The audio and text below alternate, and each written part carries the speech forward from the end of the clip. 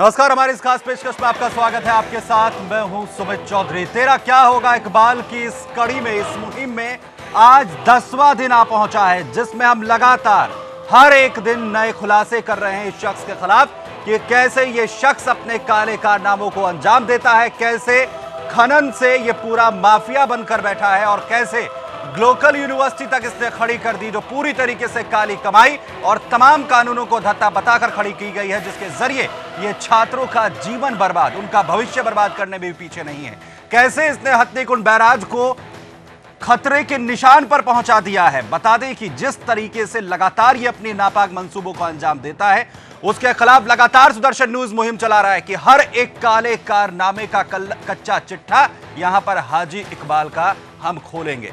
खनन माफिया और इंसानियत के दुश्मन के खिलाफ सुदर्शन न्यूज की मुहिम लगातार जारी है। आज इसी कड़ी में हम 10वां एपिसोड लेकर आपके सामने आए हैं, जिसमें आज और बड़े खुलासे हम आपके सामने करेंगे। आपको बताएंगे कि आखिर ये शख्स जितना शातिर आपने इस मुहिम के जरिए अब तक के 9 एपिसोड में जाना है, इतना ही नहीं है, और भी खुलासे होने बाकी हैं, वो भी खुलासा करेंगे। लेकिन पहले आपको यह बता दें उस रिकैप के जरिए कि आपने कौन कौन से खुलासे अब तक देखे हैं, और आज ग्लोकल यूनिवर्सिटी को लेकर एक बड़ा खुलासा आज करेगा सुदर्शन न्यूज। लेकिन पहले ये रिपोर्ट। आज हम जो खुलासा करना जा रहे हैं उसे सुनकर आपके होश उड़ जाएंगे। एक शख्स जो कभी परचून की दुकान चलाता था, आज अपनी काली कमाई का इतना बड़ा साम्राज्य खड़ा कर चुका है कि उसने एक जिले तक को बर्बाद कर दिया है। इकबाल बाला, जो बहुजन समाज पार्टी का एक नेता माना जाता है, पूर्व एमएलसी रहा है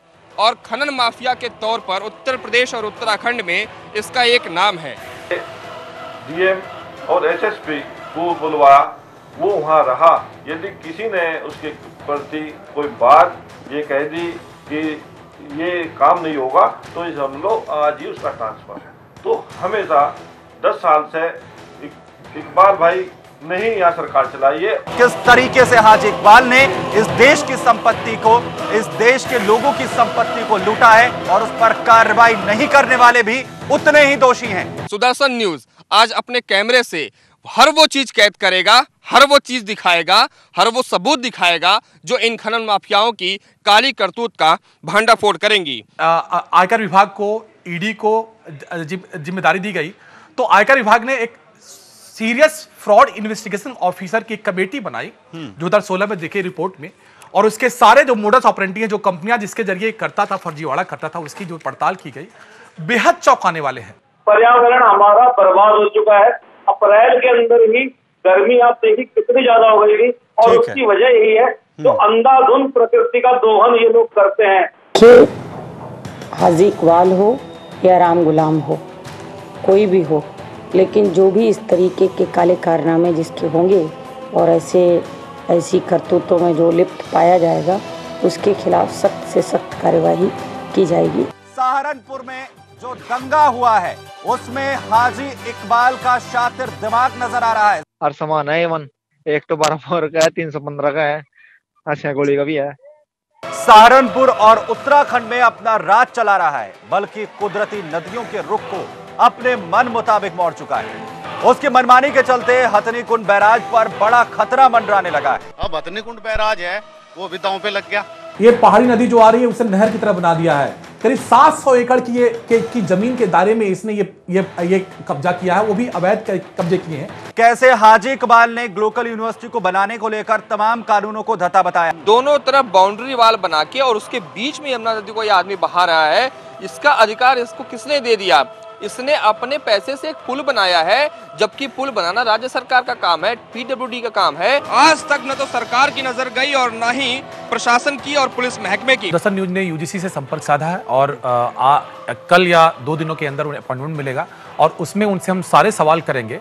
यूजीसी कहीं न कहीं एक तरह से भागीदारी उसकी भी होगी, उसकी भी जिम्मेदारी होगी कि उसने कैसे इस यूनिवर्सिटी को बगैर जांचे परखे सही तरीके से तथ्यों की पड़ताल के कैसे अप्रूवल दिया, क्योंकि उसका सवाल खड़ा होता है। सुदर्शन न्यूज ने किस तरह से इस काले कारोबारी की काली कमाई का कच्चा चिट्ठा आपके सामने खोल कर रख दिया है। हाँ जी, उसका आगे शहर कोई भी बस पैसे देता है, ये हर जी पैसे देगा, सब वो खरीद लेता है। इससे पहले का जो शासन रहा है, सरकारें रही हैं, यहाँ का जो प्रशासन रहा है, निश्चित तौर पर वो निर्दयी रहे होंगे, इनकी मुसीबतें नहीं देखते हैं। वास्तव में अगर आदमी रात को बीमार पड़ जाए और यहाँ पे रास्ता नहीं हो जाने का तो गांव में ही मर जाएगा, रास्ते में मर जाएगा। जिस आदमी ने वो रास्ता खराब किया, शमशान घाट को बहाया, वो आदमी था एक बाल्य का, एक छोटा बाल्ला कह लो उसे, उस क्षेत्र का छोटा बाल्ला, क्योंकि बड़ा माफिया छोटा माफिया उसी ग्रुप का एक सदस्य जिसने शमशान घाट बहाया। जो मजदूर हैं वो संस्कार कहाँ कराएंगे? इसके लिए मुझे सारे प्रशासन के लोगों को वहाँ बुलवाया और मैंने कहा यदि आप लोग इनका रास्ता नहीं निकालेंगे मैं आपके खिलाफ धरने पर बैठूंगा। जब जाके वो लोग आए वहाँ और उन्होंने तुरंत इतना रास्ता वहाँ करा जिससे वो अपने संस्कार करा ले। उसके बाद मैंने उनसे कहा ये दो इसे ठीक करा दो और जहां मेरी जरूरत होगी मैं आपके साथ रहूंगा। वहां उनकी एक कोशिश ये रहती है कि कैसे भी हिंदू एकता को तोड़ा जाए और मुस्लिम और दलित इक्वेशन को बनाए रखा जाए। और हिंदू उत्पीड़न में भी अगर सबसे बड़ा कोई माफिया है जो हिंदू समाज का उत्पीड़न कर रहा है वो हाजी इकबाल है। पूरे घाट क्षेत्र के अंदर इस व्यक्ति ने जो अपने हिंदू किसान भाई थे उनकी जमीनें इस तरीके से खलाल के रख दिया है कि जिस तरीके से उन्होंने किसानों तो बहुत दूर की बात है, घरों तक भी उन्होंने खुदाई चला दी है। कुछ गांव हमारे ऐसे हैं जहां पर घाट क्षेत्र के अंदर आज किसानों की जो भूमि थी वो बिल्कुल ऐसी खुदाई कर दी, किसानों के पास एक बीघा भी जमीन नहीं रही। जब तक पाई पाई का हिसाब हाजी इकबाल का नहीं होगा तब तक सुदर्शन न्यूज की यह मुहिम लगातार चलती रहेगी और सबक होगा उन तमाम गद्दारों के लिए, इस देश को लूटने वाले लोगों के लिए, जिन्हें पता चल सके कि इस देश में राष्ट्रवादी चैनल सुदर्शन न्यूज भी है। इस देश में सुदर्शन न्यूज भी है जो हर एक पड़ताल करेगा इस शख्स की जिसने इतना बड़ा अंबार, इतना बड़ा साम्राज्य काले धन का इकट्ठा किया है। लेकिन आज होगी और भी बड़ी पड़ताल। आज पता चलेगा हाजी इकबाल को खोजी पत्रकारिता क्या होती है। अभी तक खुलासा हाजी इकबाल ने अपने देखे हैं, लेकिन आज उन खुलासों के पीछे जो पड़ताल सुदर्शन न्यूज ने की है उसका सच भी हम आपको यहां पर बताएंगे और बताएंगे कि यह शख्स कितना उतरा हुआ है इस काले दलदल के अंदर। एक छोटा सा ब्रेक लेंगे, फौरन लौट।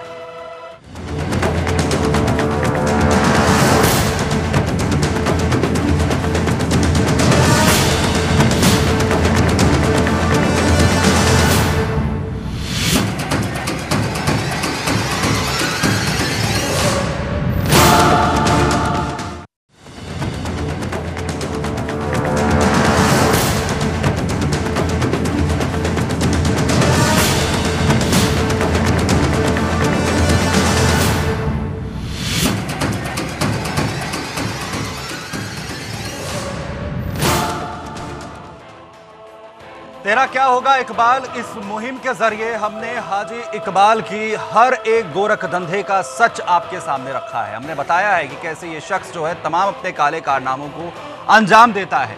दरअसल जब पड़ताल हम इस शख्स की कर रहे थे तो हर एक तरफ से, चाहे वो खनन की बात हो या फिर हथनीकुंड बैराज की बात हो या शिक्षा माफिया की बात हो, हर एक परत खुलकर सामने आ रही थी। हमारी नजर जब ग्लोकल यूनिवर्सिटी के तमाम कानूनों की पहलुओं पर गई तो उसमें बड़ा गोरख धंधा सामने आया। क्या पड़ताल आज सुदर्शन न्यूज ने की है वो हम आपको बताएं, उससे पहले अपने मेहमानों से आपका परिचय हम करा दें। हमारे साथ हमारे इनपुट एडिटर अश्विनी त्रिपाठी जुड़ेंगे और साथ ही साथ हमारे साथ मौजूद हैं रणवीर सिंह जो सहारनपुर से हैं, याचिकाकर्ता हैं इस पूरे मामले में। दरअसल इनसे हम जाने ये पूरा मामला जो है किस तरीके से। दरअसल ग्लोकल यूनिवर्सिटी की अगर हम बात करें, यहां पर ग्लोकल यूनिवर्सिटी का मालिक हाजी इकबाल जिस ट्रस्ट की बदौलत अपनी काली कमाई को सफेद करता है उसका नाम है Abdul Wahid educational and charitable trust. इस ट्रस्ट के गठन से लेकर इसमें आने वाली धनराशि के बारे में सुदर्शन न्यूज ने जब पड़ताल की है तो हमें जो पता चला वो बेहद चौंकाने वाला है। हर पड़ताल की तह तक जाने के लिए हम आपको ले चलते हैं सुदर्शन न्यूज के इनपुट एडिटर अश्विनी त्रिपाठी ने इसमें क्या पड़ताल की है वो आपको सुनवाते हैं। हम आपको पहले बता चुके हैं कि हाजी इकबाल कैसे अपनी काली कमाई को सफेद करने की कोशिश किया, लेकिन उसने इस काले धन को सफेद करने के लिए क्या तरीका अख्तियार किया वो आपको हम आज दिखाना चाहेंगे। उसने दरअसल दो सफेद मुखौटे तैयार किए, सफेद पोश मुखौटे तैयार किए। पहला जो ग्लोकल यूनिवर्सिटी है और उसके पीछे उसने Abdul Wahid educational and charitable trust बनाया। आज हम आपको दिखाना चाहेंगे कि आखिर उसकी जानकारी क्या है। अगर वो ट्रस्ट है तो सरकार के वेबसाइट पे होगा, उसमें उसकी सारी जानकारी होगी। हम आपको दिखाना चाहेंगे। देखिए ये एक नीति आयोग, पहले जो प्लानिंग कमीशन था वो अब नीति आयोग बन चुका है। नीति आयोग का ये वेबसाइट है जिसे दर्पण कहते हैं, एनजीओ दर्पण कहते हैं, ये वेबसाइट है। उसमें आप देखिए ये लिस्टिंग की गई है जो एनजीओ की, ए के नाम से, चूंकि अब्दुल वाहिद एजुकेशनल ट्रस्ट है उसके नाम से, आप देखें छठे नंबर पर आपको साफ तौर पे ये दिखेगा, Abdul Wahid educational and charitable trust, इस नाम से ये रजिस्टर्ड है यहाँ। और इसका रजिस्ट्रेशन नंबर सिटी और स्टेट जो दिया गया है 4-29,107-126 और number registration number 34 Saharanpur Uttar Pradesh. और पता जो लिखा गया है वो 4407/3 new Bhagat Singh colony behind DM residence Bajoria road Saharanpur UP 247001। और किस सेक्टर में काम करता है एनजीओ, जो हाजी इकबाल का एनजीओ वो जो दिखाया गया है, education and literacy, HIV/AIDS, information and communication technology, labour and employment, vocational training, water resources, women's development and employment. ये सेक्टर, इस सेक्टर में काम करने को दिखाया गया। अब आपको हम ले चलते हैं अब्दुल वाहिद एजुकेशनल ट्रस्ट के अंदर ले चलते हैं, जो इसमें वेबसाइट में और क्या डिटेल दे रखी है। देखिए वेबसाइट ये खुल रहा, ये है ये जानकारी जो एनजीओ डिटेल्स की जो के तहत दी गई है। देखिए इसमें उसका रजिस्ट्रेशन नंबर लिखा हुआ है, डिटेल्स में क्या लिखा गया है, रजिस्टर्ड विथ चैरिटी कमिश्नर, और उसमें उसका नंबर लिखा हुआ है, रजिस्ट्रेशन नंबर वही जो हमने आपको पहले बताया ये लिखा हुआ है।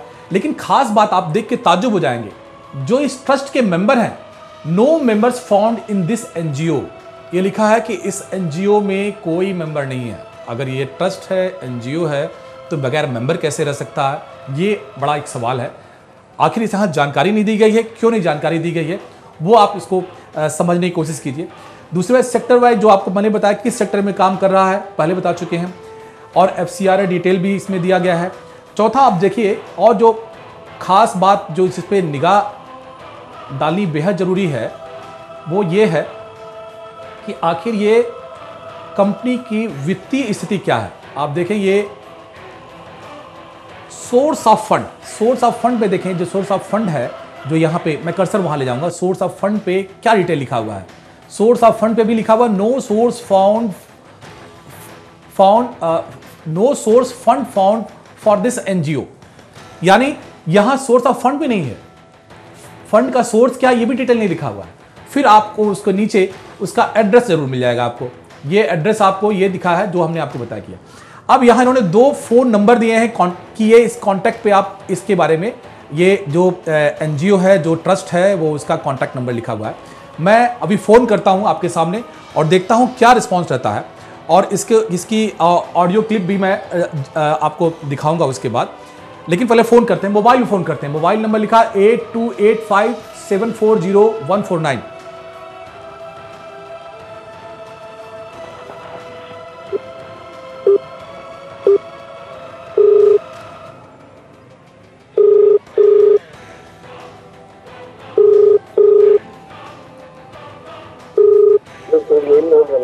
हेलो जनाब, क्या आप Abdul Wahid educational and charitable trust से बोल रहे हैं? हाँ जी सर। अच्छा ठीक है। अच्छा, ये एक जानकारी चाहिए थी, मैं नोएडा से बोल रहा हूँ कि आपके मेंबर कौन है ट्रस्ट के?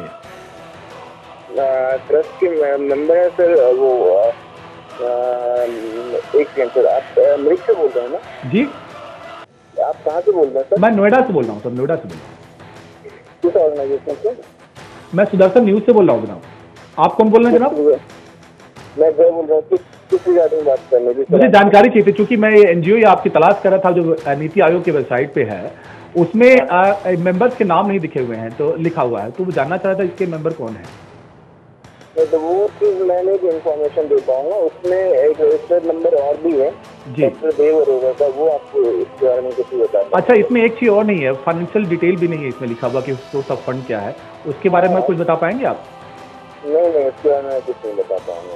तो कौन की पर्सन कौन है जिससे जानकारी मिल पाए, उसका कॉन्टेक्ट नंबर दे सकें आप? एक सेकंड देगा।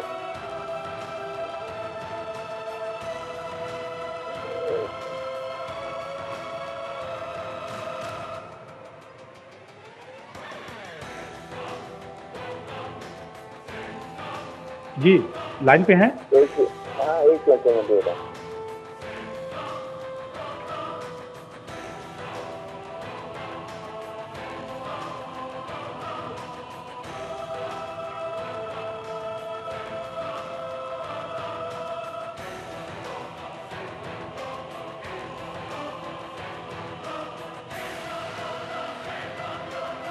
हेलो। हाँ हेलो। हाँ जी क्या हो? 1 लाख दे रहा हूँ भैया। हाँ बेसिकली आपको वीडियो चाहिए क्यों अब्दुल भाई जी? तो देखिएगा वो मुझे समझ में नहीं आ रहा है। नहीं समझने की बात नहीं है, दरअसल ये जानकारी नहीं है। हम लोग जो है एनजीओ का एक डायरेक्टरी बना रहे हैं, इसके इस मामले में चाहिए था हमें।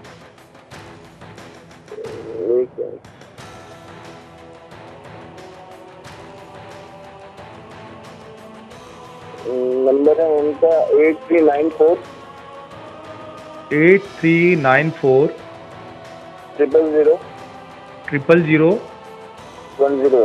108। अच्छा शुभ नाम क्या है इनका जनाब? डॉक्टर देव अरोड़ा। डॉक्टर देव अरोड़ा जी हैं। अच्छा ये इसमें क्या करते हैं, ये क्या है ट्रस्ट में? ये वहाँ पे एग्जीक्यूटिव डायरेक्टर है यहाँ, वहाँ पे एग्जीक्यूटिव डायरेक्टर है यहाँ। एग्जीक्यूटिव डायरेक्टर है ये।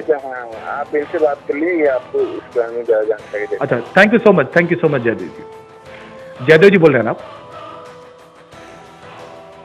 देखिए हमें ये जानकारी नहीं दे पाए वो कि जो मिस्टर जयदेव बात कर रहे थे वहाँ से, ऐसा उन्होंने नाम बताया और नंबर तो मिल गया, लेकिन ये जानकारी नहीं दिया उन्होंने कि ये इसके मेंबर कौन है। अजीब सी बात है कि एक रजिस्टर्ड ट्रस्ट है जिसके मेंबर कौन है उस कंपनी के एम्प्लॉय को नहीं पता है।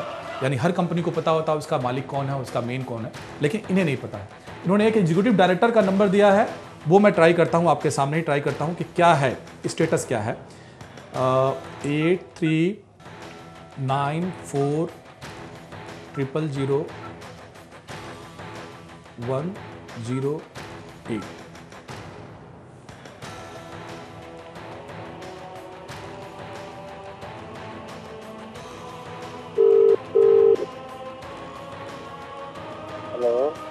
हेलो नमस्कार, मैं अश्विन त्रिपाठी बोल रहा हूँ नोएडा से।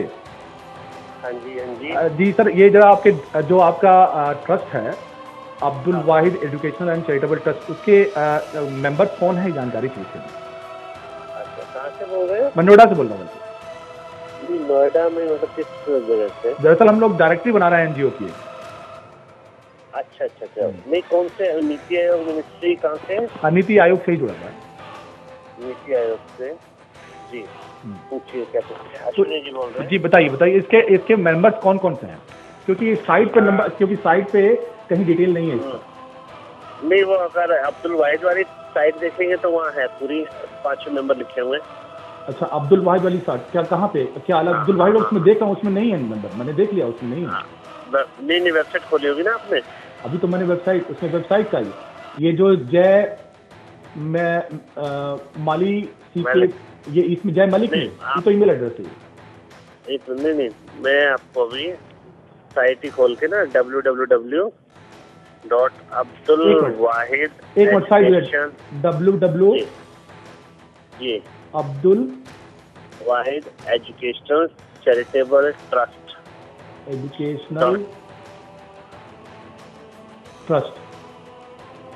इस नाम से ही आपका है, ये उसमें है मेंबर के नाम, सारे मेंबर के नाम है।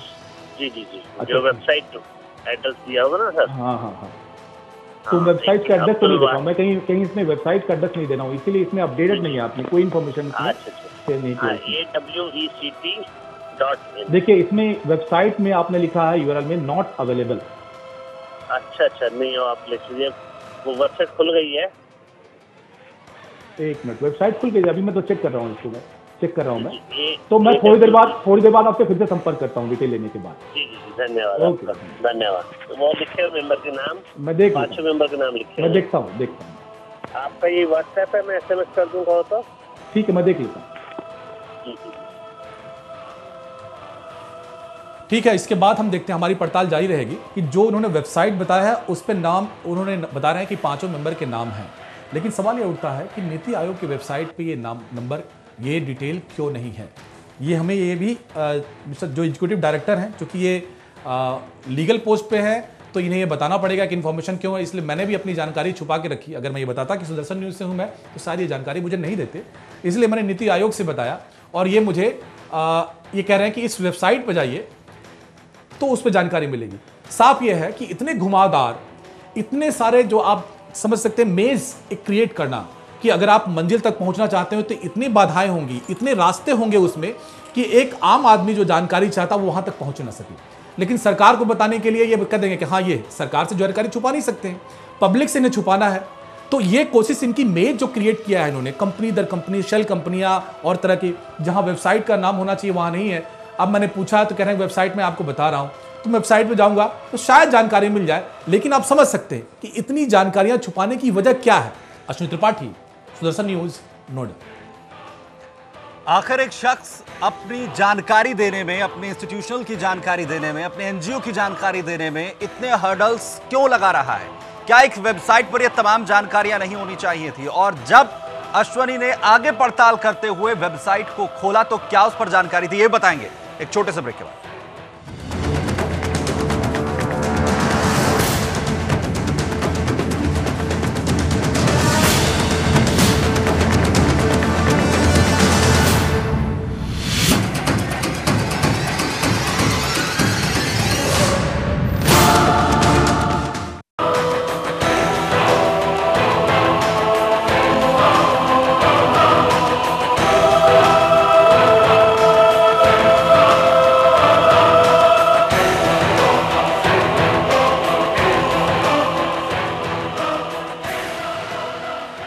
दरअसल लगातार ग्लोकल यूनिवर्सिटी की पड़ताल हमने जब करनी शुरू की तो हर एक वो पन्ना जो काली शाही से लिखा गया है हाजी इकबाल की तरफ से, वो हमारे सामने खुलना शुरू हुआ। हमने पड़ताल की उस ट्रस्ट की जिसके जरिए हाजी इकबाल ग्लोकल यूनिवर्सिटी चला रहा है। इस ट्रस्ट में किस तरीके से उसने धांधली की है, ये तमाम चीजें नीति आयोग की वेबसाइट पर भी सामने आने लगी। दरअसल उस पर किसी तरीके की जानकारी नहीं दी गई थी। मसलन कौन कौन से मेंबर इस ट्रस्ट में इस वक्त हैं और सोर्स ऑफ इनकम क्या है, उसे भी डिस्क्लोज नहीं किया गया था। और जब वहां पर जो नंबर मौजूद थे उस पर हमने बात की तो वो एम्प्लॉय भी ये जानकारी नहीं दे पाया। लेकिन सुदर्शन न्यूज के इनपुट एडिटर अश्वनी त्रिपाठी ने जब उससे जानकारी लेनी चाही तो एक नंबर जरूर मिला, और उस नंबर पर जब बात की तो एक और वेबसाइट की जानकारी दी गई। उस वेबसाइट पर क्या हुआ, जब हमारे इनपुट एडिटर ने उस पर पड़ताल की, क्या उस पर मेंबर्स के नाम थे, वो देखिए। हाजी इकबाल के वो trust, Abdul Wahid educational charitable trust, जो ग्लोकल यूनिवर्सिटी को प्रमोट करती है, जिसकी जानकारी आपको सरकारी वेबसाइट से भी मिलनी मुश्किल हो रही थी। और आपने देखा कि हमने कैसे फ़ोन किया, पहले जानकारी हमसे छुपाई गई, सुदर्शन न्यूज़ से छुपाई गई, हमने भी अपने आइडेंटिटी को छुपाया और नीति आयोग से बताया, तो जो जानकारी दी गई उसके बाद वेबसाइट पे हम जब गए तो यहाँ पे आप देखिए ये भी एनजीओ दर्पण है। ये एक अलग तरह की वेबसाइट है जिसमें ये लिखा हुआ है, आप देखिए यहाँ लिखा हुआ है यूनिक आईडी, वही आईडी दिया हुआ है। चीफ फंक्शनरी में लिखा गया है मोहम्मद वाजिद और चेयरमैन मोहम्मद इकबाल। हम बार बार मोहम्मद इकबाल का जिक्र करते हैं, यहाँ देखिए चेयरमैन के रूप में है। लेकिन आप जानना जरूर चाहेंगे और आपको बताएंगे कि मोहम्मद वाजिद कौन है। और मोहम्मद वाजिद को बताने के पहले हम आपको इस बात का भी पहले जानकारी देना चाहेंगे कि ये ट्रस्ट जो ग्लोकल यूनिवर्सिटी का जो ये प्रोफार्मा है, जो उन्होंने यूजीसी को सबमिट किया था, यूजीसी को 2012 में ये प्रोफार्मा सबमिट किया था और ये बताया था कि ये जो फाइनेंशियल वायबिलिटी है, ये तो फीस से आती है जो उस ग्लोकल यूनिवर्सिटी के 10 करोड़ एफडी में है, और दूसरा जो है वो एक सपोर्ट करता है, वो इसमें ये बताया गया है कि ये फंड जो है ये दिखाया गया है Abdul Wahid educational charitable trust, ये इसको फंडिंग करता है, ये दिखाया गया है। लेकिन अब्दुल वाहिद के बारे में कौन है, क्या है, ये जानकारी नहीं दी गई है। सिर्फ यूजीसी को एक डॉक्यूमेंट जो उनको सबमिट कर दिया गया था, लेकिन पब्लिक डोमेन में ये जानकारी नहीं है कि अब्दुल वाहिद जो है, जो ट्रस्ट है, वो उसके इकबाल साहब जो है उसके फंडिंग करते हैं उसको और उसके चेयरमैन हैं। यहाँ देखिए जो आपको मैं जानकारी देना चाहूँगा कि ये जानकारी जो आप देखिए, ये चेयरमैन मोहम्मद इकबाल साहब हैं, और वाजिद जो उनका, वाजिद कौन है ये जानकारी आपको मैं दिखाऊंगा। ये है इनकम टैक्स के डिपार्टमेंट का जो इन्वेस्टिगेशन रिपोर्ट है जो उन्होंने सुप्रीम कोर्ट में सबमिट किया था अप्रैल 2016 में सबमिट किया था, क्योंकि सुप्रीम कोर्ट ने जांच की मांग की थी। और उसमें जिसमें धांधली की बात उन्होंने कही है, और जो एक फैमिली लाइन, इसमें इनके परिवार का जो एक लाइन है, जो उसमें परिवार के सदस्यों की बात लिखी गई है, उसमें लिस्ट बना के दिखाया गया है कि देखिए आप इसमें लेट अब्दुल वाहिद उनके पिता का नाम है, इकबाल के पिता का नाम है, मोहम्मद इकबाल उनके बेटे हैं, और मोहम्मद अली दूसरा भाई इकबाल का, और मोहम्मद इनाम ये है। और यहाँ देखिए आप मोहम्मद वाजिद अली, ये बेटे हैं इसके, ये बेटा है मोहम्मद इकबाल का, जो इस कंपनी में आपको देखिए चीफ फंक्शनरी है और चेयरमैन मोहम्मद इकबाल है। ये सफेद पोस्ट ट्रस्ट बनाया गया है काले धन को सफेद करने के लिए, इसके सामने ग्लोकल यूनिवर्सिटी है उसको चलाने के लिए। ये पूरा तंत्र खड़ा किया गया है इसलिए कि ग्लोकल यूनिवर्सिटी को चलाने के लिए एक ट्रस्ट बनाया जाना, और ट्रस्ट के लिए पूरे फंड को, जिसकी लगातार जांच हो रही है, काले धन को सफ़ेद करने के लिए जो कंपनियां बनाई गई हैं, मनी लॉन्ड्रिंग के वो सारे तार जो देखे धीरे वो सुदर्शन न्यूज़ जोड़ेगा उसको। यहाँ आप तक हम पहुँचे हैं कि अब इस ट्रस्ट का साफ तौर पे जो उन्होंने डॉक्यूमेंट दिया है उसमें इकबाल बाला का नाम आ रहा है। बड़ी शिद्दत से हम यहाँ तक पहुँच पाए हैं। अब आपने देखा कैसे हमने फ़ोन के जरिए पड़ताल करने की कोशिश की, पहले हमसे छुपाया गया, लेकिन जब हमने बताया कि हम नीति आयोग से बोल रहे हैं तो फिर ये जानकारी दी गई, क्योंकि सरकार से छुपाना उनके लिए खतरनाक हो सकता था। यानी एक आम इंसान, एक आम आदमी या एक आम पेरेंट जो ग्लोकल यूनिवर्सिटी में अपने बच्चों को पढ़ाना चाहता है, उसको एक कतई जानकारी नहीं मिल पाएगी कि ग्लोकल यूनिवर्सिटी के पीछे कौन है। अश्विनी त्रिपाठी, सुदर्शन न्यूज, नोएडा। यानी शख्स ने हर वो कोशिश की है कि अगर कोई आम जानकारी इस एनजीओ के बारे में जानना चाहता है तो वो आसानी से ना हासिल की जा सके। हालांकि सरकारी तंत्र में इस तरीके की जो जानकारी है उसे नहीं छिपाया जा सकता है, लेकिन इस शख्स की तरफ से हर वो कोशिश की गई है कि इसका किसी भी तरीके का खुलासा, कि इस एनजीओ की जानकारी जो है किसी के पास ना जाए। अश्विनी त्रिपाठी हमारे इन्फो एडिटर हमारे साथ यहाँ पर मौजूद, इन्होंने पूरी पड़ताल इस पूरे मामले में की है, और साथ ही रणवीर याचिकाकर्ता जो है वो भी हमारे साथ सहारनपुर से मौजूद है। लेकिन आपके पास आना चाहूंगा पहले अश्विनी, पूरी पड़ताल जब आप कर रहे थे, जो तमाम चीजें एक के बाद एक यहाँ पर सामने आ रही थी, जो मेंबर्स के नाम छिपाए गए हैं या जो उन्हें डिस्क्लोज नहीं किया गया है, क्या कोशिश थी इसके जरिए? देखिए, पहले मैं तो आपको बता दूं कि वो पांच मेंबर हैं इसके, जो बोर्ड ऑफ ट्रस्टीज हैं। मोहम्मद इकबाल, महमूद अली जो उनका भाई है, और मोहम्मद वाजिद जो उनका बेटा है, मोहम्मद जावेद वो भी बेटा है, और श्रीमती फरीदा बेगम जो उनकी पत्नी है, ये उसके ट्रस्टी हैं। यानी इस पूरे ट्रस्ट पे इन्हीं का कब्जा है।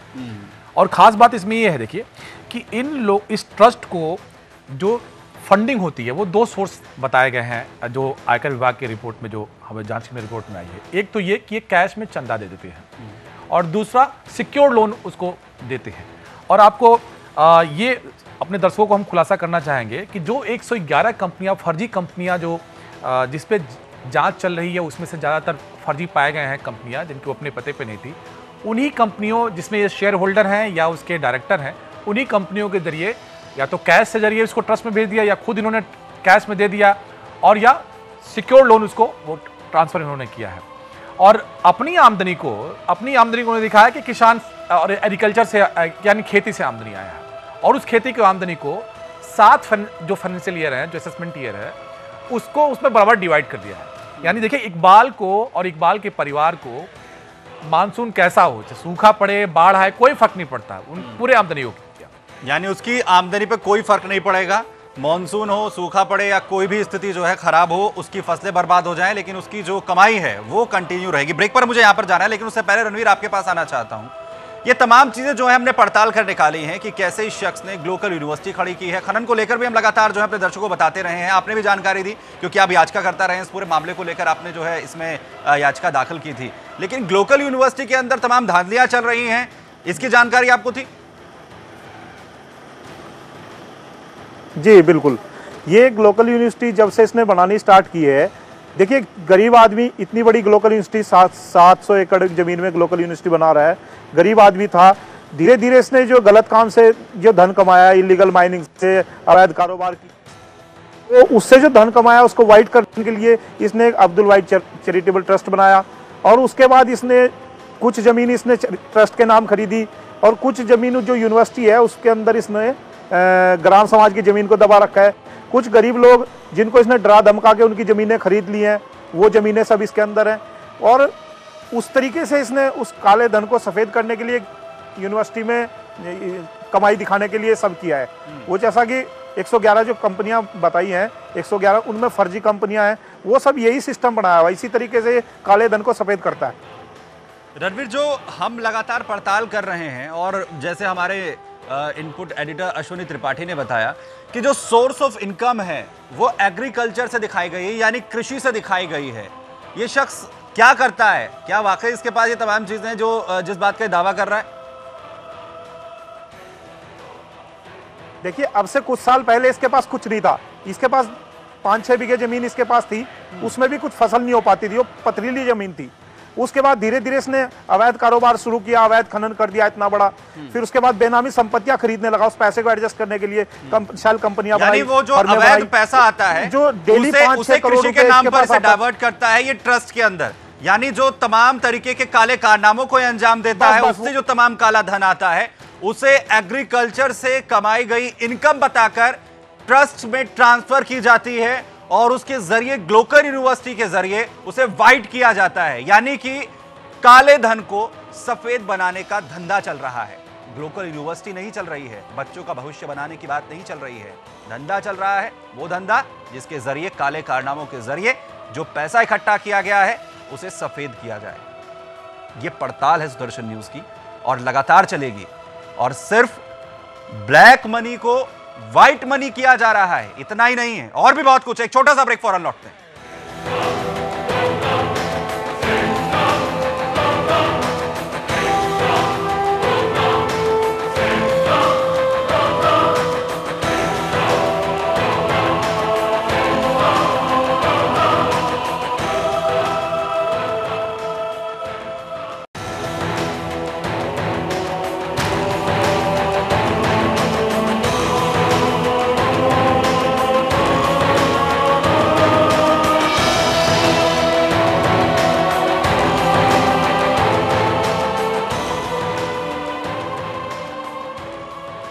यानी अब तक लगातार सुदर्शन न्यूज की तरफ से जो पड़ताल की जा रही थी उसमें तमाम वो चीजें अब निकलने लगी हैं। कैसे इस शख्स ने इतना बड़ा काले धन का साम्राज्य खड़ा कर दिया है, एक यूनिवर्सिटी खड़ी कर दी है काले धन के जरिए, जो यूनिवर्सिटी छात्रों का भविष्य बनाने के लिए नहीं है, खुद अपना भविष्य, अपने परिवार का भविष्य बनाने के लिए शख्स ने खड़ी की है। और उसके पीछे जो पैसा लगा हुआ है वो सीधे तौर पर काला धन जो इस शख्स ने इकट्ठा किया है खनन के जरिए, लोगों की संपत्ति को हड़प कर। लेकिन सुदर्शन न्यूज लगातार जब पड़ताल इस शख्स की कर रहा है तो हर एक चीज जो इस शख्स ने दबाई है, जिसे लेकर इसने काले कारनामों को अंजाम दिया है, वो तमाम चीजें आपके सामने आएंगी।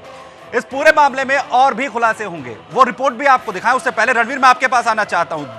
2009 में इस ट्रस्ट की शुरुआत 5,001 रुपए से की गई थी और अगर 2013 के अकाउंट की बात करूं, 2013 में इस शख्स के पास इस अकाउंट में 48 करोड़ रुपए की धनराशि आई। इसका सोर्स जो है वो एग्रीकल्चर बता रहा है। ये कैसे संभव हुआ, क्या चल रहा था इसके पीछे? देखिए 48 करोड़ रुपए 5 साल में इकट्ठा करना, इसने क्या किया, इसने अपने ही पैसे को कि अलग अलग लोगों से, अपने नौकरों चाकरों, अपने रिश्तेदारों के नाम से इसने फर्जी फंडिंग करवाई है। जिसका बजट नहीं है, जो आदमी मजदूरी करता है उसके नाम से इसने फंडिंग करवाई है उसमें। और इसने ये यूनिवर्सिटी इस तरीके से इसने मतलब ये समझिए आप, पूरे समाज के लिए, पूरे जो बच्चे हैं, जो छात्र उसमें पढ़ते हैं, उनके लिए इतना बड़ा संकट पैदा कर दिया। ऐसी जगह यूनिवर्सिटी बनाई है जो बिल्कुल सेफ नहीं है। आप देखेंगे गूगल मैप पे, उसमें पहाड़ी नदियों के मुहाने पे वो यूनिवर्सिटी बनाई है। वहाँ पे ये नहीं पता किस समय कितना पानी आ जाए। वहाँ पे बराबर में फायरिंग रेंज है, आर्मी की फायरिंग रेंज है, कोई बम वहाँ से कहाँ तक गिर जाए, कहाँ तक मार हो जाए, उससे जो गैसें निकलती हैं वो भयानक है। वो बच्चों का भविष्य वहाँ नहीं हो सकता है। और ये समझिए आप, वहाँ पे ऑपरेशन होगा, मेडिकल कॉलेज है तो ऑपरेशन वगैरह सब होगा, वहाँ कैसे संभव हो पाएगा? तो इसने अपने भविष्य को सेव करने के लिए सब लोगों का, पूरे समाज का, पूरे आगे हमारे दरअसल देश का भविष्य जी रणवीर, दरअसल यहाँ पर हमारे जो तमाम दर्शक हैं उनके जहन में एक सवाल होगा कि तमाम जो कोशिशें शख्स कर रहा था इस ट्रस्ट को चलाने के लिए, इसमें जो पैसा दिया जा रहा था चंदे के जरिए क्यों दिया जा रहा था, और एग्रीकल्चर लैंड, एग्रीकल्चर से ही जो है इसकी इनकम क्यों दिखाई गई है? अश्विनी, आप इसे बताएं जरा। देखिए, दरअसल क्या होता है कि एग्रीकल्चर इनकम जो है वो टैक्सेबल नहीं होता है। और वो आय आप कुछ भी दिखा सकते हैं। अगर एग्रीकल्चर इनकम दिखा रहे हैं तो इनकम टैक्स आपके ऊपर कार्रवाई नहीं कर सकता है। और इसी क्लॉज का और यही जो सहूलियत है, एक तरह से अपने इस देश में किसानों को एक सहूलियत जो दी गई है, इसका फ़ायदा उसने उठाया। ताज्जुब की बात है कि आज से करीब 12 साल पहले इस आदमी के पास ज़मीन ही नहीं थी। फिर इसने कैसे शुरू किया?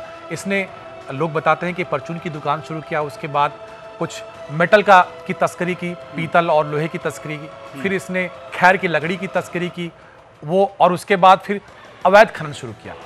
सबसे ज़्यादा माल इसने जो बनाया है वो अवैध खनन बनाया है। और अवैध खनन इसने पूरे समूचे जो वहाँ का प्रशासन था उसके मिलीभगत से उनको दाम देकर उनका मुंह बंद कर दिया और जिस तरह का चाहता था वो काम किया। एक लीज लिया इसने खनन का, उसकी जगह 100 जगह खनन किया। एक क्रशर का लीज लिया पत्थर तोड़ने का, उसके जगह 150-200 जगह के किसी ने खनन किया पत्थरों का। यानी 400 किलोमीटर के दायरे में, जिसके जद में करीब 50 गांव आते हैं, वो बेहाल हैं। वहाँ का पर्यावरण नष्ट कर दिया है, बिखेर दिया है। उसके बाद इसको ये एहसास था कि ये पूरा गोरख धंधा ज़्यादा दिन तो नहीं चल पाएगा। और उसमें इसको दिमाग देने वाले जो पढ़े लिखे सीए हैं, चार्टर्ड अकाउंटेंट हैं, वो हैं, उन्होंने उसका दिमाग दिया कि आपको अपनी आय को वाइट करने की प्रक्रिया शुरू करनी पड़ेगी। और इसीलिए आपको बताएं 111 जो शेल कंपनियां बनी, जो एक कहते थे लेयर टू लेयर, उनके जो इन्होंने इनकम टैक्स में जो जमा किया, उसके जो असेसमेंट को जमा किया, उसके जो भरा उसमें एक कंपनी को दिखाया। अब इनकम टैक्स की एक सीमा होती है कि एक कंपनी से दूसरी कंपनी जाएगा, लेकिन वो 30-25 कंपनी के पीछे नहीं जा सकता है। तो उसको भी थकाने के लिए, उसे भी गुमराह करने के लिए इतने सारे रूट और इतने सारे चैनल दिया कि वो भी आमतौर पर इनकम टैक्स डिपार्टमेंट जांच नहीं कर पाए या जांच नहीं करना चाहते थे। दोनों है। संदेह का लाभ हम तब देंगे जब आप देखेंगे कि अब वो कार्रवाई करते हैं कि नहीं करते हैं। लेकिन नतीजा यही है कि जांच नहीं हुई और ये बड़े आसानी से इन 7-8 सालों में, 10 सालों में असल कंपनियां खड़ा करके और अपने वाइट करता रहा। लेकिन सबसे बड़ा और सलाह को किसी ने आइडिया दिया होगा कि नहीं, इससे नहीं होगा, बेहतर होगा कि आप सपोर्ट पेश बन जाए, क्योंकि आप राजनीति में आ चुके हैं। तो आप एक काम कीजिए, सोशल वर्क के नाम पे आप धीरे धीरे शुरू कीजिए, अपने पुराने इतिहास से छुटकारा पाइए और जो काला माल है, काला धन है, उसे सफेद कीजिए। तब इसने ट्रस्ट बनाया और 2009 में ही इसे आइडिया दे दिया गया था। 2009 में इसने ट्रस्ट बनाया और ताज्जुब की बात है ये ट्रस्ट और कोई काम नहीं करता है और कोई काम नहीं कर रहा था। अब तो इसने दायरा अपना बढ़ाया है। ये सिर्फ ग्लोबल यूनिवर्सिटी बनाने की कोशिश इसने की। इस बीच में जो जमीनें इसने जो किस तरह से कब्जा किया, जैसा कि याचिकाकर्ता बताते हैं, इन्होंने काफी संघर्ष किया, वहां के गांव के लोग संघर्ष करते रहे। ठीक है जी वापस आऊंगा आपके पास भी। रणवीर, ये जब ट्रस्ट की शुरुआत की गई तो 5001 रुपए से, जिसका हमने यहाँ पर जिक्र किया, तो क्या सिर्फ ग्लोबल यूनिवर्सिटी खड़ा करना मकसद था और साथ ही साथ जो पैसा आ रहा था उसे वाइट कैसे किया जाए, उसका एक माध्यम ग्लोबल यूनिवर्सिटी बन जाएगी? और जाहिर राजनीति में भी इस शख्स ने अपने जो है पैर जमाए हैं। 1900 जब इसने विधानसभा का चुनाव लड़ा, उसमें जरूर इसे हार का सामना करना पड़ा। और जो जानकारियां हैं कि पार्टी का मेन फंडर है, सबसे ज्यादा अगर फंड रेज किया जाता है तो उसमें हाजी इकबाल का नाम है। तो मेन मकसद जो था वो ग्लोबल यूनिवर्सिटी का सिर्फ ये था कि तमाम जो पैसे उसे वाइट कर लिया जाए, यही था। जी बिल्कुल। इसके पास डेली 5-6 करोड़ रुपए आता था। उस 5-6 करोड़ को प्रतिदिन आने के कारण उसे कहाँ ये लगाए, कहाँ उसको दिखाए, कैसे उसको सेटल करे। तो इसने ग्लोबल यूनिवर्सिटी बनाई कि इसके जरिए ये काला धन सफेद हो जाएगा। इसके पास और कोई जरिया नहीं था इसको सफेद करने का, इसीलिए इसने सेल कंपनीज बनाई। और ये सब ये कंपनीज इतनी है, इसने इससे बेनामी संपत्ति खरीदी, अपने रिश्तेदारों, अपने नौकर चाकरों ने हजार बीघे जमीनें खरीदी, शुगर मिल खरीद दिए। 11 शुगर मिल्स इसके पास है ऑलरेडी, इसके रिश्तेदारों और इसके नौकर चाकरों के नाम, इसके पार्टनर्स के नाम। ये जितनी फर्में हैं जो इसमें डायरेक्टर हैं, वो सब केवल नाम के हैं। इसका सब कुछ इकबाल का है और इसके परिवार का है। बाकी ये सब दिखाने के लिए पेपर बताइए। आप ये कह रहे हैं कि वहां पर जो शुगर मिल्स हैं उस पर भी शख्स का कब्जा है? देखिए इसके 11 शुगर मिल जो हमने जो जांच की है, अपने इसके पेपर्स निकाले ढूंढ के, जो हमने माननीय सुप्रीम कोर्ट में लगाए हैं, उसमें भी इसका जिक्र है। 11 शुगर मिल इसके लोगों के नाम है इसके। ठीक है, रणवीर कह रहे हैं इस बात को। यह बड़ी बात है, बड़ी इसलिए पश्चिमी उत्तर प्रदेश में जो गन्ने की फसल होती है वो मेन फसलों में आती है और वहां पर किस तरीके से जो किसान है पूरी तरीके से शुगर मिल्स पर डिपेंडेंट होते हैं। और अक्सर आप खबरें देखते हैं और सुनते हैं कि कैसे जो किसान हैं वो त्रस्त हैं इन शुगर मिलों से। सरकारी शुगर मिलों को अगर छोड़ दिया जाए या कुछ वो शुगर मिल जो बेहतर तरीके से काम कर रही हैं अगर उन्हें छोड़ दिया जाए तो इसके अलावा लगातार शुगर मिल्स पर यह सवाल उठते हैं कि वो किसानों के पैसे को रोक कर रखती हैं, वो क्यों रोका जाता है और किस तरीके से शुगर मिल जो है काले कारनामों को अंजाम देती हैं। उसके पीछे होता है हाजी इकबाल जैसे लोगों का दिमाग। और हाजी इकबाल के पास अगर 11 शुगर मिल हैं, यह आंकड़ा इतना बड़ा है कि इसे फिगर्स में पॉइंट आउट नहीं किया जा सकता है। शुगर मिल्स पर अगर कब्जा एक शख्स का है तो कैसे यह पश्चिमी उत्तर प्रदेश के किसानों के साथ क्या कुछ कर रहा होगा, इसका अंदाजा भी आप लगा सकते हैं। छोटा सा ब्रेक लेंगे, खुलासे और भी बाकी।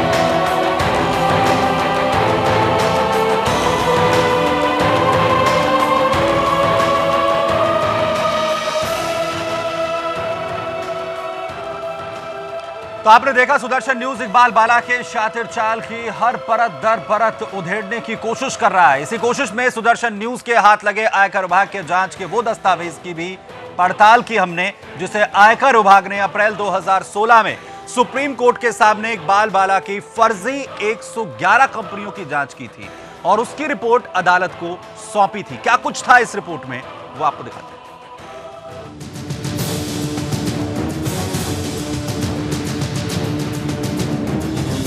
जांच रिपोर्ट के ये दस्तावेज आयकर विभाग के देहरादून शाखा के हैं, जिसे अदालत में 21 अप्रैल 2016 को पेश किया गया था। इस रिपोर्ट के मुताबिक इकबाल बाला ने 25 मार्च 2009 को Abdul Wahid educational and charitable के नाम से ट्रस्ट बनाया, जिसका पैन नंबर AACTA 4950H है। इस ट्रस्ट के डीड के मुताबिक ये trust new Bhagat Singh colony, Bajoria road, Mirzapur पोल, तहसील बेहट, जिला सहारनपुर में है और ये ट्रस्ट 5001 रुपए की पूंजी पर बनाई गई है, जिसका आर्थिक स्रोत मुख्य रूप से चंदा बताया गया है।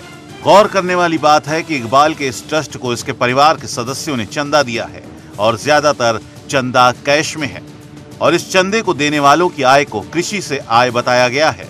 चौंकाने वाली बात यह भी है कि चंदा से कृषि से आय को बैलेंस शीट में 8 वित्तीय सालों में बराबर बराबर बांट दिया गया है, यानी इकबाल के परिवार की आमदनी पर कभी सूखे और बाढ़ का असर नहीं पड़ा। वहीं बड़ी चालाकी से इकबाल ने अपने परिवार के लोगों की आमदनी को कृषि में दिखाकर उसे आयकर के दायरे से बाहर रखने की साजिश की। आपको यहां फिर से बता देना चाहेंगे कि जिन 111 फर्जी कंपनियों की पड़ताल आयकर विभाग ने की है, जिनके ज्यादातर पते फर्जी हैं या उनमें कर्मचारी तक नहीं हैं और इन्हीं कंपनियों में पैसे के ट्रांजैक्शन को कैश में या सिक्योर्ड लोन के जरिए ट्रांसफर किया गया है और इसके परिवार के सदस्य इन कंपनियों के शेयर होल्डर हैं या डायरेक्टर हैं। यहाँ ये भी जानकारी देनी जरूरी है कि इकबाल के इस ट्रस्ट को इन्हीं लोगों ने इसकी कुछ फर्जी कंपनियों ने सिक्योर्ड लोन भी दिया है। आयकर विभाग की जांच रिपोर्ट के मुताबिक 2011 और 2012 में चंदे और सिक्योर्ड लोन को मिलाकर करीब 17 करोड़ रुपए ट्रस्ट के खाते में थे और एक साल के भीतर ही उसके खाते में 31 करोड़ और डाले गए, यानी 2013 में ट्रस्ट के खाते में करीब 48 करोड़ रुपए आ गए। खास बात यह है कि 2009 में बने इस ट्रस्ट ने सहारनपुर में ग्लोकल यूनिवर्सिटी की नींव रखी, 2012 में यूजीसी से सर्टिफिकेशन लिया और 2016 में MCI यानी मेडिकल काउंसिल ऑफ इंडिया से मेडिकल कॉलेज चलाने की अनुमति ले ली। सुदर्शन की पड़ताल में इकबाल बाला की काली कमाई को सफेद करने के रास्तों की जानकारी कुछ इस तरीके से मिली है।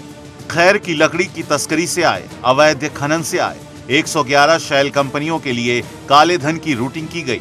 फर्जी कंपनियों के डायरेक्टर्स ने इकबाल के ट्रस्ट को चंदा और सिक्योर्ड लोन दिया। Abdul Wahid educational and charitable trust ने ग्लोकल यूनिवर्सिटी बनाई। Bureau report, Sudarshan news. यानी ट्रस्ट के अंदर अपने ही परिवार के लोगों को, मसलन अपने बच्चों को, अपनी जो धर्मपत्नी है, जो वाइफ है, उसे मेंबर बना दिया गया और चंदे के जरिए जो ज्यादातर कैश में है उन्हीं की तरफ से पैसा आया और उसके बाद लोकल यूनिवर्सिटी खड़ी हो गई। जाहिर सी बात है कि इसलिए इन तमाम चीजों को किया गया और इससे बेहतर तरीका और क्या हो सकता था उस तमाम काले धन को ठिकाने लगाने का, उस तमाम काले धन को सफेद करने का। और लोकल यूनिवर्सिटी को उस कारखाने की तरह हाजी इकबाल ने इस्तेमाल किया जिसमें वो अपना काला धन लगाता है और उसके बाद उसे सफेद कर लेता है। हमारे साथ हमारे तमाम मेहमान बने हुए हैं। रणवीर याचिकाकर्ता जो है सहारनपुर से वो मौजूद हैं, हमारे इनपुट एडिटर अश्विनी त्रिपाठी यहां पर मौजूद हैं और साथ ही साथ राकेश जो हमारे इन्वेस्टिगेटिव रिपोर्टर है ग्राउंड जीरो पर, वो भी हमारे साथ यहां पर जुड़ गए हैं। राकेश, अब मैं आप ही के पास आना चाहता हूं। दरअसल तमाम चीजें अब यहां पर खुल रही हैं। अश्विनी त्रिपाठी हमारे इनपुट एडिटर जो लगातार बता रहे हैं कि क्या कुछ धांधलियां की गई एनजीओ को बनाने के लिए, कैसे उसके मेंबर्स को जो है बनाया गया, कैसे चंदा जो है वो कैश के जरिए दिया गया। लेकिन एक चीज का जो जिक्र मैं दरअसल उसे कोट करना चाहता हूं जो रणवीर ने यहां पर किया है, जिसमें 11 शुगर मिल का जिक्र किया जा रहा है। शुगर मिल चलाई जा रही है शख्स की तरफ से। आपके पास से लेकर कोई जानकारी अब तक आई है? देखिए, शुगर मिल्स की बात करें तो सुमित, शुगर मिल्स के नाम पे बड़ा फर्जीवाड़ा किया जा रहा है। अगर हम चीनी की जो है चीनी का जो बिक्री मूल्य है वो देखें, इसके अलावा जो गन्ने का जो किसान जो गन्ना बेचता है उसका मूल्य देखें तो इसमें काफी अंतर आता है। एक क्विंटल जो चीनी होती है उसका लागत मूल्य और उसका बिक्री मूल्य दोनों बड़ा अंतर होता है। हाजी इकबाल इसमें भी घोटाला कर रहा है। इसके अलावा चीनी मिलों को जब उसने अपने अंडर में लिया या उनको टेक ओवर किया, उसमें भी एक बड़ा घोटाला हुआ था सरकारों के द्वारा मिलके। तो ये आप मान कर चलें कि इधर पश्चिम उत्तर प्रदेश की इस बेल्ट में चीनी मिलों का एक बड़ा घोटाला है जो हाजी इकबाल और उसके सिंडिकेट के द्वारा किया जा रहा है। सुमित जी, इसमें जानकारी सुमित मैं देना चाहूंगा आपको। याद बताऊं कि चीनी मिल को बेचने के लिए कौड़ी के दाम पर बेचने की वजह से पूर्व मुख्यमंत्री मायावती के ऊपर एक मामला चल रहा स्कैम का है। और आपको याद दिलाना चाहूंगा कि ये जो पश्चिमी उत्तर प्रदेश का खासकर सहारनपुर का जो कद्दावर, काफ़ी रईस कद्दावर नेता माना जाता था और ये बसपा को बड़ी फंडिंग करता था और उसी चीनी मिल को उसी वक्त में इसने खरीदा था जिसकी जांच चल रही है। तो ये एक दूसरा पंडोरा बॉक्स है, एक दूसरा मामला है जो हाजी इकबाल के गर्दन में फांस इसकी पड़ेगी और इसकी पड़ताल हम करेंगे क्योंकि अभी हम पूरा इस पर लेके चलें। लेकिन ये एक मामला ऐसा है जिसमें आ रहा है कि कई चीनी मिल को कौड़ी के दाम पे बेच दिया गया। यहाँ तक कि उसके पास जो लैंड थे चीनी मिल के पास, लैंड की वैल्यू नहीं की गई जो कि शहर में होते हैं, शहर के पास होते हैं, और जो सर्किल रेट से को मानते हुए कि वो लॉस में जा रही है इसलिए उसको बेच दिया गया। और ये सरकार के मिली भगत से हुआ जिस पर जो है सीएजी ने बड़ा संगीन इस पर टिप्पणी की थी और उसकी जांच की बात चल रही है। जी बिल्कुल। राकेश, वापस आपके पास। ये जो हमने पड़ताल की है इसमें जो बताया जा रहा है कि कैसे इस शख्स ने ट्रस्ट को खड़ा किया और पूरी तरीके से यूनिवर्सिटी को सिर्फ सफेद धन बनाने का, यानी काले से सफेद बनाने का एक जरिया बना लिया है। जो वहां पर तमाम लोग हैं उनके पास यूनिवर्सिटी को लेकर क्या जानकारी है? आपने जब तमाम चीजों की पड़ताल की है, यूनिवर्सिटी की जो नींव है क्या वाकई वो काले धन पर खड़ी हुई है? और जो लोग, जो छात्र वहां पर पढ़ने आते हैं, उन्हें किस तरीके की एजुकेशन दी जा रही है? देखिए सुमित, इसकी जो लोकल यूनिवर्सिटी है उसका सबसे जो माइनस पॉइंट ये है कि वो ग्राम समाज, लोक निर्माण विभाग और सिंचाई विभाग, इन तीनों की जमीन पर कब्जा करके बनाई गई है। दूसरा मामला ये है कि 4 पुल हैं उस यूनिवर्सिटी के पास जो कि यमुना नदी के ऊपर अवैध तरीके से बनाए गए हैं, जिनको बनाने की परमिशन ना तो सिंचाई विभाग से ली गई थी और ना ही लोक निर्माण विभाग से और ना ही शासन से। वो 4 पुल इसने उन नदियों को संकुचित करने के लिए अपनी यूनिवर्सिटी को एक सुंदर प्रारूप देने के लिए बनाया। तीसरा पॉइंट है कि उसमें जो है यूनिवर्सिटी के पास में एलिफेंट कॉरिडोर है, आर्मी की फायर रेंज है। किसी भी एलिफेंट कॉरिडोर और आर्मी की फायर रेंज के पास इस तरह के किसी भी इंस्टीट्यूट या संस्थान का निर्माण अवैध होता है। इसके अलावा अगर आपने बात की स्टूडेंट्स की, इस पे आज मैं कुछ नहीं बोलूंगा, इसमें एक बड़ा खुलासा करेगा सुदर्शन न्यूज कि वहां पर पढ़ रहे स्टूडेंट्स के साथ क्या हो रहा है, क्या चल रहा है। इसमें अभी 2 से 3 दिन का वक्त है और बड़ा खुलासा किया जाएगा, जिस खुलासे के बाद शायद लोकल यूनिवर्सिटी की नींव हिल जाए। जिस तरह के काले कारनामे वहां पे कर रहा था ये 2 कौड़ी का इकबाल, इसका खुलासा हम करेंगे। इसकी जांच पड़ताल में मैं लगा हुआ हूं। लेकिन वहां पर ग्राम पंचायत की काफी जमीनों को दबाया गया है, गरीब लोगों की जमीनों को हड़पा है इस आदमी ने।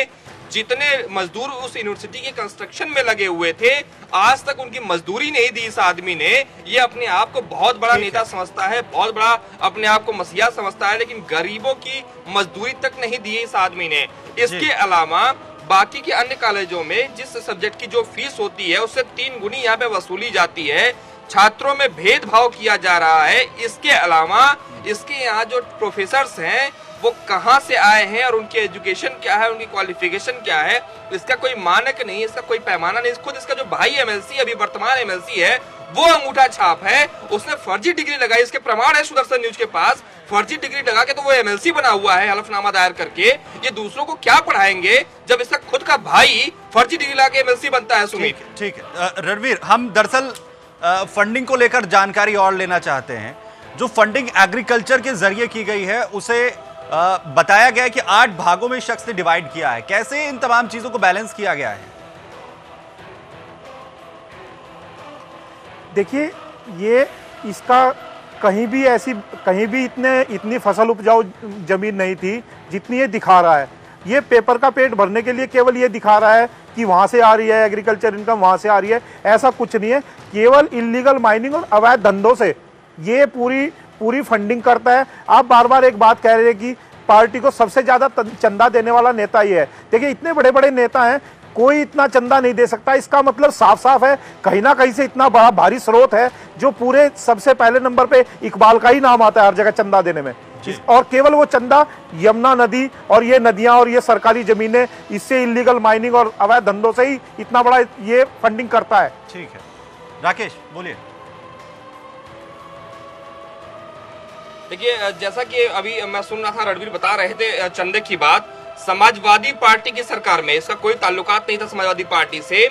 समाजवादी पार्टी की सरकार में 5वीं मंजिल से सख्त निर्देश था यहाँ के सहारनपुर की जो यूनिट थी समाजवादी पार्टी की और अधिकारियों को कि कोई भी इकबाल को परेशान नहीं करेगा, क्योंकि वहां से कोई सीट निकले या ना निकले समाजवादी पार्टी के लिए, लेकिन पार्टी के नाम पर पार्टी के एक मोटा फंड मिल रहा है, इकबाल मोटा फंड दे रहा है पार्टी को, इसलिए कोई उसको डिस्टर्ब नहीं करेगा। ये सपा सरकार के हालात रहे। डेली जिस आदमी की 10 करोड़ की उगाही हो इलीगल माइनिंग से और उस 10 करोड़ में से डेली अगर वो 1 करोड़ भी पार्टी फंड में डालता है तो किसी का क्या जाता है। वो तो भाजपा सरकार आई है, हम सलाम करते हैं योगी आदित्यनाथ को, जिनके आने के बाद से इस राक्षस पे लगाम लगी है योगी जी ने और उसके बाद प्रशासन ने इस राक्षस पे लगाम लगाई, वरना इसके पहले इसने पैसे से सपा को भी खरीदा था और बसपा को भी खरीदा था। सुमित, अश्विनी, ये जो एग्रीकल्चर को लेकर पूरी इनकम इस शख्स ने दिखाई, तो बैलेंस शीट में इसको कैसे मैनेज किया है इसने एग्रीकल्चर की पूरी इसको? यहाँ आता है सीए का खेल, चार्टर्ड अकाउंटेंट का खेल आता है।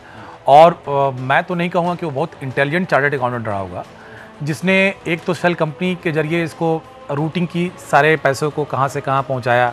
वो एक कोशिश ये थी कि इनकम टैक्स वहाँ तक पहुँच ना पाए, वो बात होगी।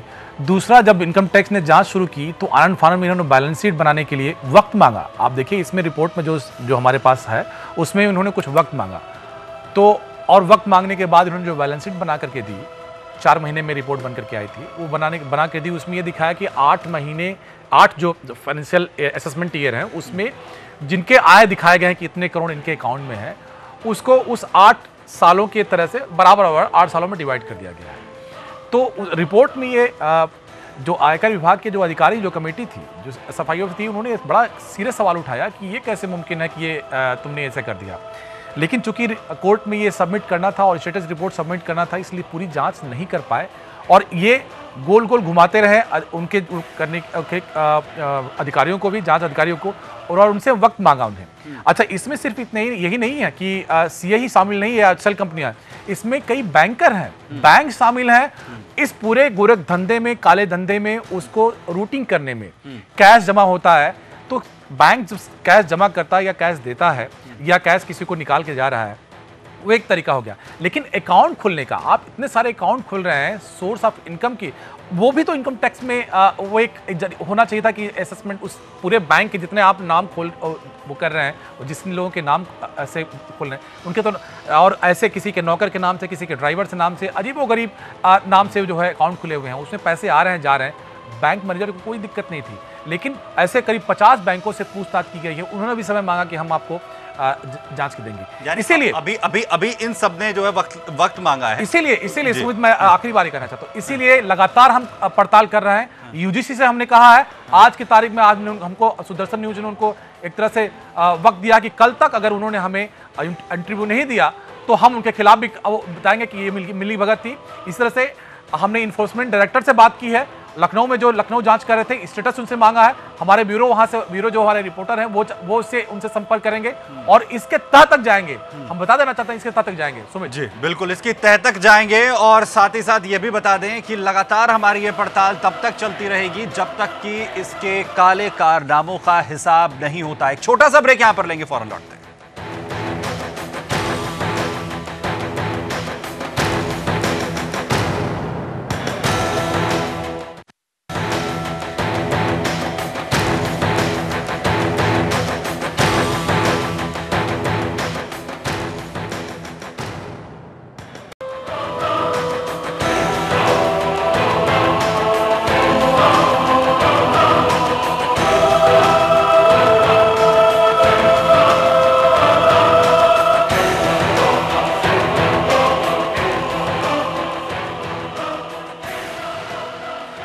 हाजी इकबाल के काले कारनामों का कच्चा चिट्ठा एक एक कर लगातार सुदर्शन न्यूज यहां पर खोल रहा है। तमाम मेहमान हमारे साथ यहां पर बने हुए हैं। रणवीर, आपके पास आना चाहता हूं। आप याचिका करता रहे हैं रणवीर, इस पूरे मामले में आपने खनन को लेकर या तमाम इसके जो काले कारनामे हैं उसे लेकर कोर्ट का रुख किया था। क्या कोर्ट की तरफ से इसमें कार्रवाई की गई? क्या सुनवाई में अब तक सामने आया? देखिए, माननीय सुप्रीम कोर्ट की तरफ से जो आदेश हुआ था, सीबीडीटी, एसएफआईओ, ईडी, उन्होंने काफ़ी जांचें कर चुके हैं वो, और उन्होंने रिपोर्ट सबमिट कर दी है, जिसमें भी सीबीआई ने भी जांच की है, उसमें भी उन्होंने अपनी रिपोर्ट सबमिट कर दी है। कुछ रिपोर्ट्स हमारे सामने आई थी जिसमें काफ़ी खुलासा है कि इसने बहुत ज़्यादा धांधली की है, कंपनी शेल्स हैं, सब पता लग रहा है, और जो इसकी फंडिंग है यूनिवर्सिटी में वो भी गलत तरीके से, गलत बिना हैसियत के लोगों के नाम से फंडिंग है। ये सब उसी जांच का एक पार्ट है और काफ़ी जांचें हो चुकी हैं। माननीय सुप्रीम कोर्ट सख्ताई से लगे हुए हैं इस मामले में। उनका हमें उम्मीद है वहां से ये बच नहीं पाएगा। लोअर कोर्ट में क्या हुआ था? तैयारी जल्दी जेल जाने की तैयारी है। बहुत कम शब्दों में, लोअर कोर्ट में क्या हुआ था? हाई कोर्ट, हाँ, हमारे हाई कोर्ट ने भी आदेश दिए थे इसकी इलीगल माइनिंग बंद हो जाए, लेकिन सरकार के जो नुमाइंदे यहाँ बैठे थे, जो अधिकारी यहाँ बैठे थे, हमारे एक एसडीएम थे शीतल प्रसाद जी, हमारे डीएम साहब थे शफकत कमाल जी जो अभी गए हैं, वो सब लोगों ने इसकी इतनी मदद की, उसका खनन कारोबार कभी रुकने ही नहीं दिया। उल्टा हमारे ऊपर, हमारे परिवार के ऊपर, जो हमारे साथ जो लोग लगे हुए थे उनके ऊपर उल्टे झूठे मुकदमे करके हमें परेशान कर दिया, और इसके खिलाफ कोई कार्रवाई नहीं की। हम हफ्ते, महीने, 15 दिन में एप्लीकेशन डालते थे, हमारे लोग एप्लीकेशन डालते थे, उल्टा उन पे रिपोर्ट लगती थी, इकबाल कुछ नहीं कर रहा है, और हमारे नाम पे हमारी हर किस्म से बेइज्जती करने की, हमें मारने पीटने की पूरी कोशिश की, जान से मारने की कोशिश की गई है। प्रशासन का हमारे साथ कोई सहयोग नहीं रहा। राकेश, जब आप लगातार इस पूरे मामले की पड़ताल कर रहे हैं, क्योंकि अब नई नई चीजें निकलकर सामने आ रही हैं, चाहे वो खनन को लेकर हो या इसके शिक्षा माफिया बनने को लेकर हो, या हवाला में इसके जो है संबंध की बात हो, या फिर हथनी कुर्ते, क्योंकि बहुत लंबी फहरिस्त अब इसमें हो चुकी है। जो शिकायतें पहुंचती हैं पुलिस थानों में, उसे लेकर क्या कार्रवाई हुई है अब तक? सुमित, कल हमने यहाँ के वरिष्ठ पुलिस अधीक्षक बबलू कुमार से भी बात की थी। उसके बाद हम यहाँ के जिलाधिकारी प्रमोद कुमार पांडे जी के पास गए तो उन्होंने स्पष्ट सा जवाब दिया कि अभी मैं जो दंगा हुआ है उसमें व्यस्त हूँ। तो मैंने उनसे कहा, मैंने कहा माननीय जिलाधिकारी महोदय, आप नोट डाउन कर लें, आप नए आए हैं, 3 दिन हुआ है आपको चार्ज दिए हुए।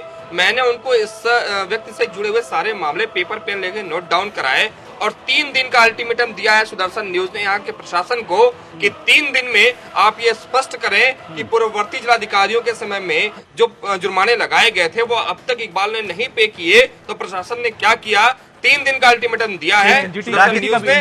3 दिन बाद अगर प्रशासन जवाब नहीं देता है तब हम अपनी खबर सुनाएंगे। जहाँ पर जो एसएसपी है बबलू कुमार, उन्होंने क्या कहा वो सुनवा देते हैं कि हम जी सुनवाइए। सहारनपुर में एक प्रकरण हुआ था जिसमें जातीय हिंसा हुई थी, कई लोग घायल भी हुए, मृत्यु भी हुई थी। इसमें पुलिस की जांच कहाँ तक पहुंची है, किन लोगों के नाम सामने आ रहे हैं? देखिए, जो विगत उस दिनों में कई सारी घटनाएं हुई, वो 5 मई की हो, 9 मई की हो, 23 मई की हो।